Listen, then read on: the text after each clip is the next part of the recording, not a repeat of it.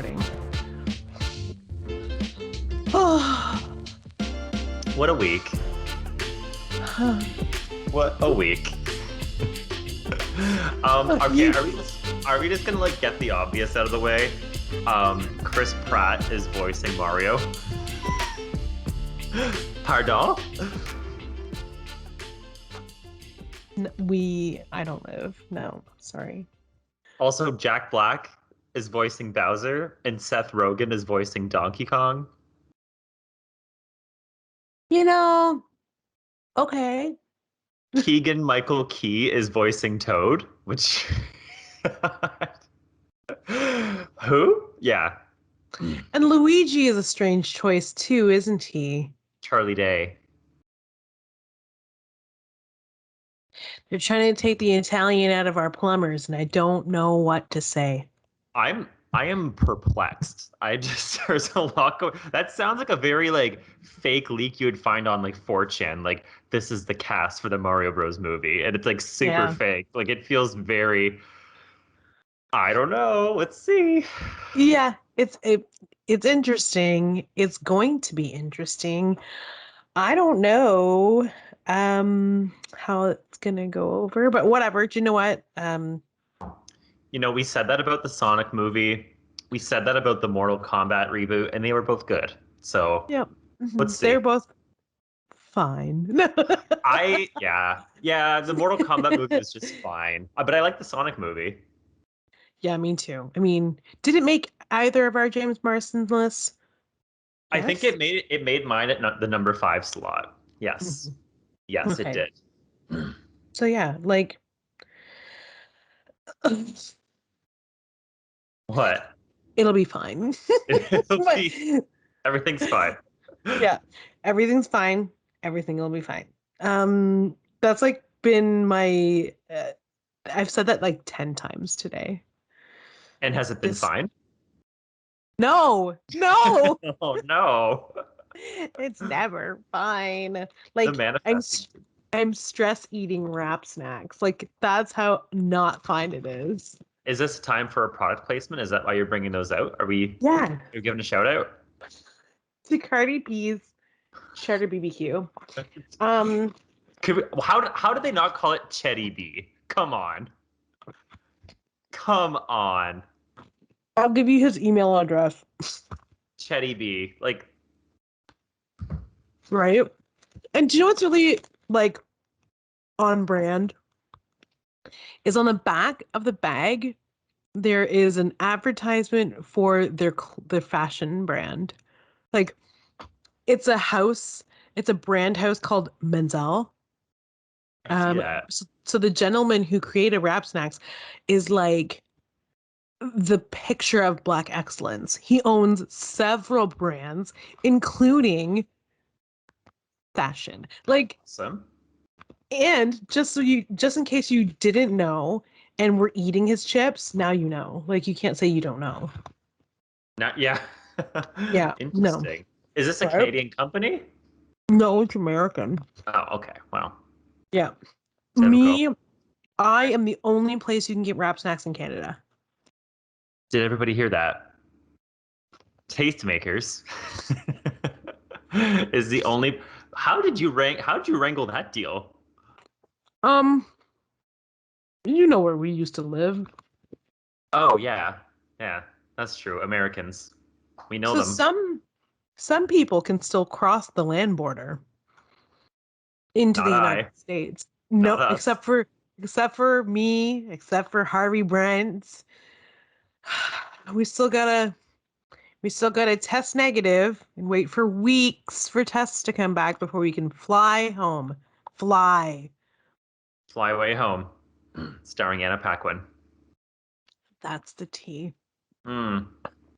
So, welcome to the Full Volume Podcast. I am one host, Harvey Brent. I mean,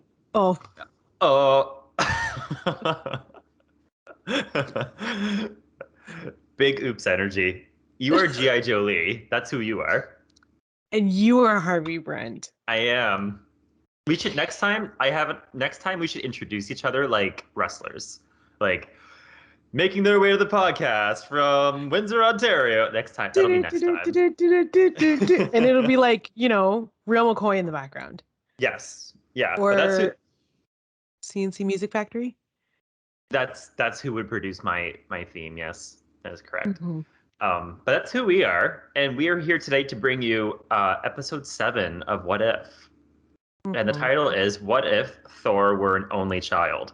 Which, okay, before we even get into this, can we talk about only children for a second? Neither of us are only children. You are an only child. No, you're not. No, you've met my brother, I think. Yeah, I have. Yeah. Your wedding. Yes, your wedding. Yeah. Yes. It was a very meet cute event. But we are not only children, but boy, do we have opinions on them. I am currently helping to raise one. Almost all of my nieces are only children. I'm going to continue to stress eat because I'm planning a convention, so we'll talk about only children. Okay, so only children. It's tomorrow. The convention's tomorrow? Yeah. Oh my God. And you agreed to film today. You titan of industry. Mm-hmm. And my parents are coming for dinner in about 20 minutes. Oh, okay. So gotcha. Let's get through this. I'm kidding. They're coming in 5. Whatever. Hey, my brother-in-law and my twin sister are downstairs, so they don't care about me. They got again, not an only child. So my mom ain't busted in here like Frigga. Good on segue. a hot she almost had Thor. Almost had him. She done did almost had him. Okay, can I just, before we get into Thor, bitch about American Horror Story? Oh my God. Oh, I have not watched the episode from Wednesday, so I'm one behind still. I'm sorry. Oh, okay. So, then I won't say a thing. Don't bitch about it. But based on Instagram always spoiling everything for me, the child is such a nemesis. She is such a villain, the child, which I kind of gathered from the episode before where she was like feeding on the baby's ankle, which, whoa. But this child is full blown heel, and like was full blown heel from the start. Like she was like, even before she turned into a bloodsucker, she was a heel, but I can only imagine the shit she gets up to in this final episode. I think she's always what's that noise? Can you hear those dogs? Anyway, no. Sorry, I digress. I'll go on. Okay, so yeah, you're not far off. I won't talk about it yet, but or we won't talk about the final episode. But are you excited for next week because it's part 2, which is a different story? I am so excited. At first I was like kind of wary about the whole like double feature thing, but I like it. They're giving us more horror. I'm into it. And there's less filler. Judging by the poster, it's going to be an alien story. Aliens in Death Valley, like Area 51 realness. Like, the only sadness is that Evan Peters is not in part 2. Just sad. So we have no man candy / oh, hold on. Excuse me.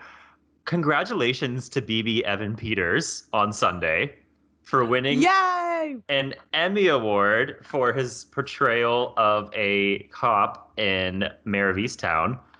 That's our BB. He's also been voted by, it was either Gawker or Collider or someone, to have the most successful year of any TV actor in 2021 between WandaVision, American Horror Story, and Mayor of Easttown. So our boy's killing it. Mayor of Easttown was so good. It was so good. So good. And when it happened, I had to turn the TV off.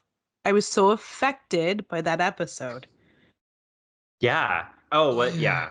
I mean, like, there are several, but when it happened, it truly, and we're not going to spoil it, because you really, if you haven't seen it, listeners, you really need to watch it. But when it happens, the stakes, all bets are off. The stakes are freaking high.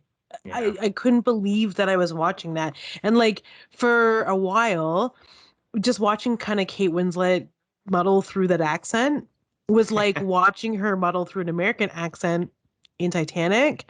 I love Kate Winslet, so it didn't register with me, and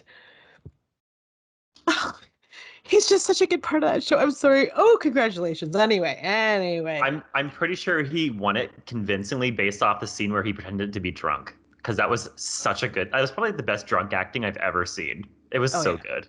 Yeah, I was like, get out of my head, Abram Peters. Get out of that's me. Out of my Sometimes head, it's fun. into my sheets. Okay. Moving on. Whoa. 0 to 60, 0 to 60. Okay. Mm. Okay. Only children. Your thoughts? Well, if we're talking like real life, only children are selfish. If we're talking Marvel, only children are also selfish based on this episode because man, does Thor get up to some antics in this episode?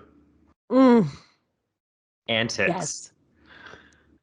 Would you want? Who wants to start? How do you want to crack this egg? Do you know what? I'll start, you finish. Long story short, the um Odin returns Loki to the Frost Giants. And the idea is that he is never Thor's brother, so Thor grows up an only child. Mm. Thor, I don't know what it is that he's doing at the time. Maybe you can remember. Um, but he decides he's going to go party down in Midgard, Midgard being Earth. He's he's basically just like training to be king. I don't know what you call that, Yeah. but like he's like yeah, like observing and growing up and stuff. So Yeah. So yeah. And he somehow, they don't really explain why being an only child would turn you into like a party animal or like, you know, make you less ambitious or whatever. But they decide that that is going to be his like Thor's path. He's kind of going to be a little bit irresponsible, a little bit of a mama's boy, and a kind little of bit like Alexis, a little bit a Alexis, lot of it Alexis. a Yeah. lot of bit Alexis, and maybe a little David. But you so he he meets Jane Foster, who is doing the same research gig she did in the movie, and Jane is with Cat Dennings. Darcy. That's it, Darcy. Um, he is able to convince the two of them to loosen up, and they become part of the party crowd too. And it kind of devolves into the Hangover-esque type party montage where Darcy ends up marrying Howard the Duck.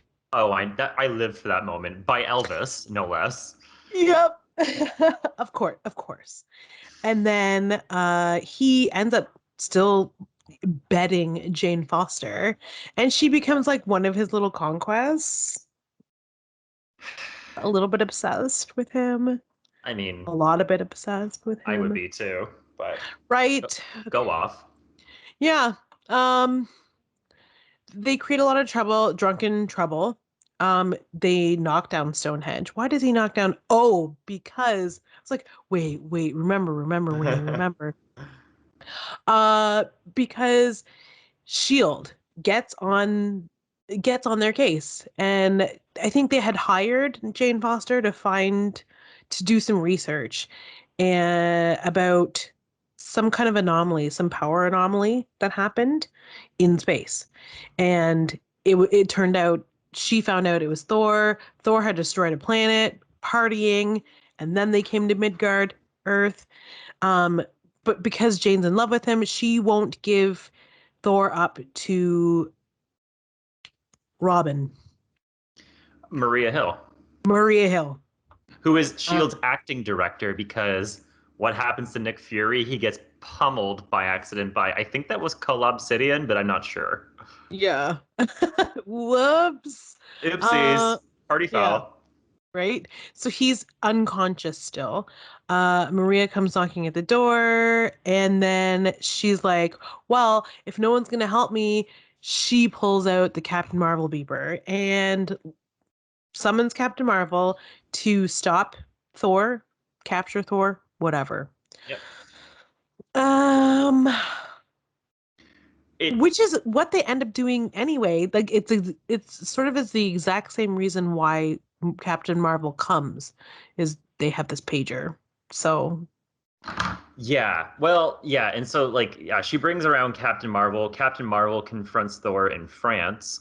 Um and they have a bit of a battle there, and Thor actually comes out on top, surprisingly, because he just rests his hammer on her, which is I guess the only way you do defeat Captain Marvel, because she was whooping all sorts of ass in that moment. yeah. But anyways, she regroups or whatever, and they finally hatch a plan to take out Thor in, I think it was Siberia. They decided on. They threw out a couple ideas like the Mojave. I should know Mojave this. Desert. Mojave Desert. I think it's a soft J. And they decide to dispose of him though in Siberia because he's a threat. And so while Thor's partying in Australia, um, Captain Marvel blindsides him again and takes him out to Siberia. And as she's about to knock him down for good, Maria Hill also is about to launch some nuclear warheads. But what happens at the same time? Frigga back home is alerted by Jane Foster that what's going down. So Frigga interrupts and announces her arrival, and like basically calls out Thor. So Thor and the party goers, they clean up their mess on Earth, on Midgard, and he returns back to Asgard to be like, I was a good student the entire time. I wasn't anywhere. Um, We're only here on Midgard to learn. So, did you know Midgard was the birthplace of the Snuggie? That's what he says. Woo. I laughed aloud. Yeah, it was good. That was good. And then Jane kind of gets Thor to ask her out on a date.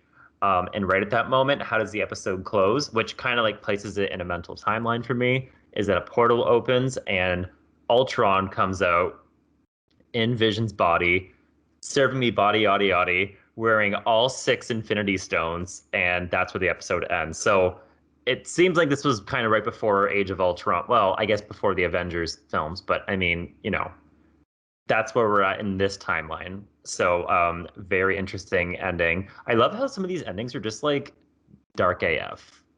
Do you know what I mean? It's like, A oh, that little can't be good. bit. Yeah. And in my mind, I've just been pre-programmed to believe that if it's a cartoon, it's got to be light. Not here, ma'am. No, ma'am. No, this is The Akira vibes. Akira. Yeah. My only complaint about, like, because I do like the dark ending too. My only complaint about it is 2 episodes ago, it was Thanos in the exact same position, a zombified Thanos with a nearly complete Infinity Gauntlet. So it's like, Yeah. we're relying a little bit too much on the Infinity Stones, the Infinity Gauntlet, but also, boo, scary. Like, whoa. Um, so that's my only complaint, but I do like the dark endings. Yeah, and they've gotten me to not care about the Infinity Stones anymore after Loki. I've just Yeah, to yep. me it's like, oh wait, they successfully um unthreatened destabilized that threat. I'm not sure. Like whatever, They they were rocks in a they drawer. de-emphasize them as a plot device. Yeah, and then now Yeah. they're using them as plot devices, and then and by placing the events of what if episodes within the current existing MCU timeline, they're like saying that it looks like they're saying whatever it is that they do, no matter what, even if they're flesh-eating zombies, it all comes down to these fucking Infinity Stones. Yeah. Yeah. Ugh. So, I mean, whatever, whatevs, like it's fine. Yeah. But I'm just, It's just so weird because we spent like the first 10 years of the MCU just being so scared of the power of the Infinity Stones and treating that as like, the pinnacle of power in the MCU. And now it's just like, it's nothing. Weirdness. So Hmm. this episode, what's your vibe? Did you I tear didn't or hate wear, it. as the fashionistas say? Would you tear this or would you wear this? I will give it a boot. No. Okay. I was like, can we toot it or boot it? We can What's toot a the boot. in between? Um, Darcy marrying Howard the Duck. We toot. yeah. Let's see. Mm, Jane Foster being a one night stand. That's a boot. Jane Um, Foster playing into typical female roles, that is boot. Like, yeah. I didn't like that, like, her entire progression of this episode just revolved around her obsession with Thor. Was it good? I don't know. It was written by a man. Mm-hmm. Or was it? No, who's AC Bradley? I'm completely making that up. Maybe AC Bradley is a woman, but it felt like a man wrote this episode. Yeah, I didn't feel good for any of the women other than Darcy. I just I thought it was her plotline was hilarious. Um, let's see what else. I'm here for I think I'm here for Party Thor. I don't mind Party Thor. I just think it's a little bit weird. Um, that's how I mean we do get a Loki cameo. He does come by. They are Yeah, familiar with each other. and it's like it's Loki, like in his natural heritage, his natural culture. He's part of the frost giant line of Lokis, which weirdly Hmm. we didn't see in the actual Loki TV show, which is weird. But Hmm. uh, it was interesting seeing Loki not being an adversary at all. So it makes you question Odin and Frigga's parenting skills, TBH. But that's neither here nor there. What else? Uh, I don't know. It it landed and it was fine. It wasn't, it didn't really make me think. It was definitely like a clean point A to point B story. It was what I expected that they would deliver with the what if episodes, to be honest. Because I I remember the what if comics being like completely like crazy. Some of them were really crazy. you brought up a good point actually. This episode was really easy to follow, which I Mhm. really appreciated. Because Killmonger rescuing Tony Stark was not like the most easy episode to follow along with. So I actually appreciate the concise plot this time. It was very one story, boom, So I actually really appreciated that, I will say. Yeah, I will say that I'm a little bit confused about why the Guardians of the Galaxy were pigeonholed into this episode. Do you remember that? Seeing them at the party? I remember seeing Nebula and I briefly Rocket Raccoon. Oh, and Drax.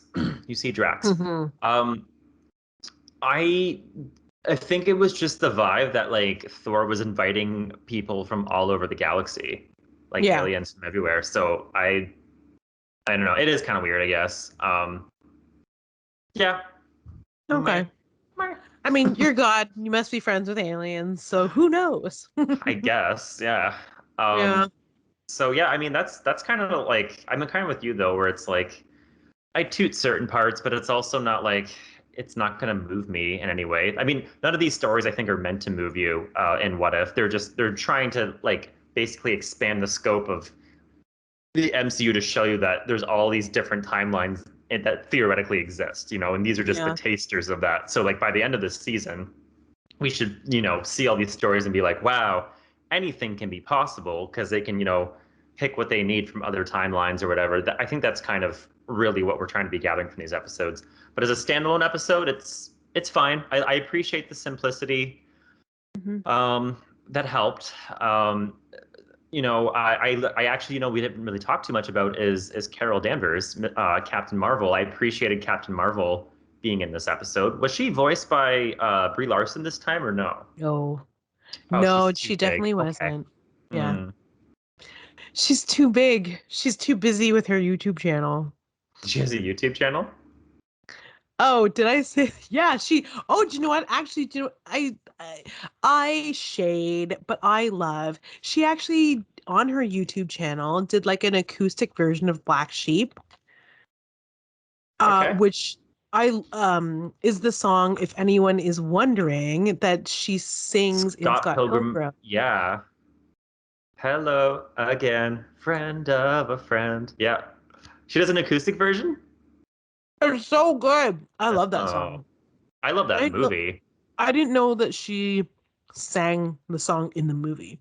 I had no idea Brie Larson sang, but she does. Amazing. And I'm used to the original soundtrack where it's metric. It's metric? Yep. Yeah. That's right. Emily Haynes. Canadian filmed film with Canadian music. Oh yeah. Mhm. Um oh god, so good. Now I'm thinking about that. Oh, so I mean, yeah. I mean, if we're gonna give another assessment of this episode, it was like okay, but can we move on to something that I need to talk about? I need to get this off my chest. Get it, girl. We're getting a cafe in the museum. And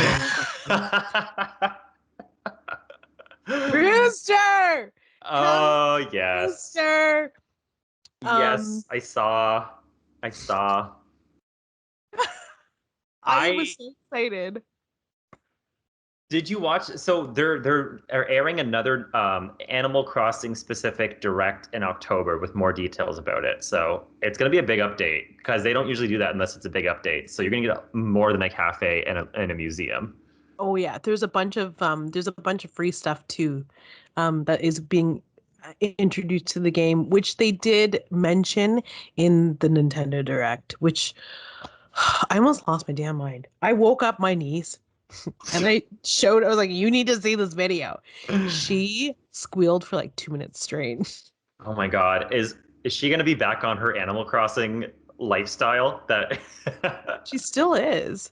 Oh, is She she? still, Oh, oh yeah, she'll turn that thing on. She does like three things. Now that they're done Super Mario Odyssey, what she'll do is she'll go in and she'll go into Snap and take her photos. And then when she's kind of like, because sometimes she doesn't really the D-pads and the view, she's not very good at controlling them yet. So she kind of is a photo sniper. But when she's sick of that, I think it makes her like, it gives her motion sickness, she'll take a break and then head to the island.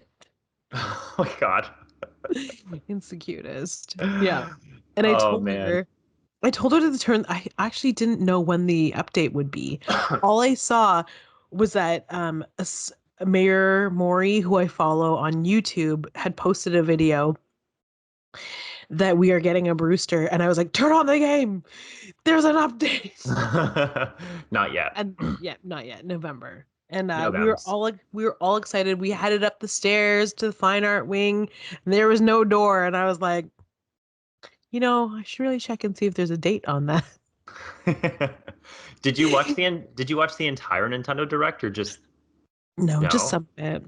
Because they announced a Pieces. well, first of all, they announced Bayonetta 3, which is something that like I'm surprised we haven't talked about, considering it's just like this fabulous bitch that hunts demons, but she like basically looks like a drag queen.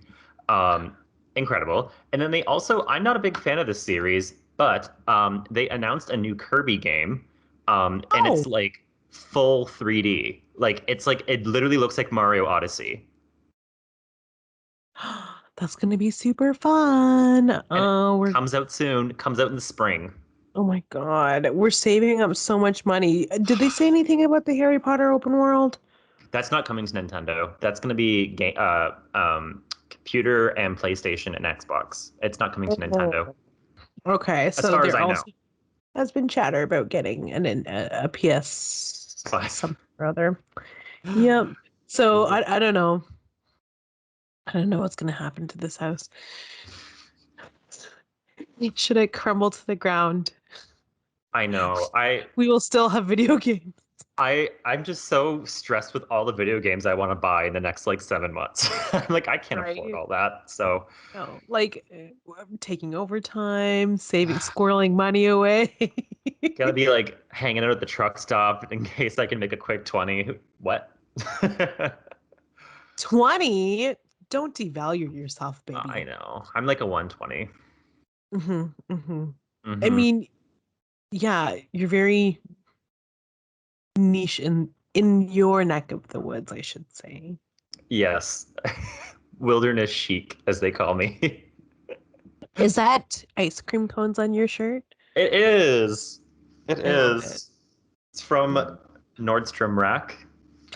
What? $19. They have that shit in the PEC? No, this is my trip in Michigan. Oh, Nordstrom, I miss you. Big Beaver Road, baby. Back in the day. It's still big. Honestly, dear God, did they do that on purpose? Big Beaver Road, Route 69? Who knows what goes through their minds? People think I'm kidding. People think I'm making it up. I'm like, no, it's in Troy. Like, that's a real sign. A real ass thing. Anyways. I hear my parents rattling around downstairs, so let's wrap her up, I guess. Next week. I have been your host. Wait. Follow us on social media. Wait. Find all the other episodes online. Wait. Today has just been a day. I just want to watch Thursday's episode of Big Brother and go to bed. I have to wake up early tomorrow. Yeah, right? All that she wants. And maybe another baby. I don't know. That's not true, but okay. Not true. Once you experience children or having to raise or be near one, this uterus just shriveled up. It's fine. There's enough children in the world as it is. Yes, I agree. I have been your host. Oh, thank you for listening. Sorry. Thank you for listening. Truly, if you've made it this far, thank you. Like, what a disaster. Quel disaster. Yeah. If you're listening, send your actual mailing address to fullvolumepod@gmail.com and I will send you wrap snacks. I guarantee you will get them. I don't know if the best before date will be any good. It would then at that point be a collector's item, but seriously, just let us know you're alive. T. So yeah, I have been your host, Harvey Brent. And I've been G.I. Jolie, obviously. Oh, keep it loud. And keep it at full volume. Bye. Bye, host.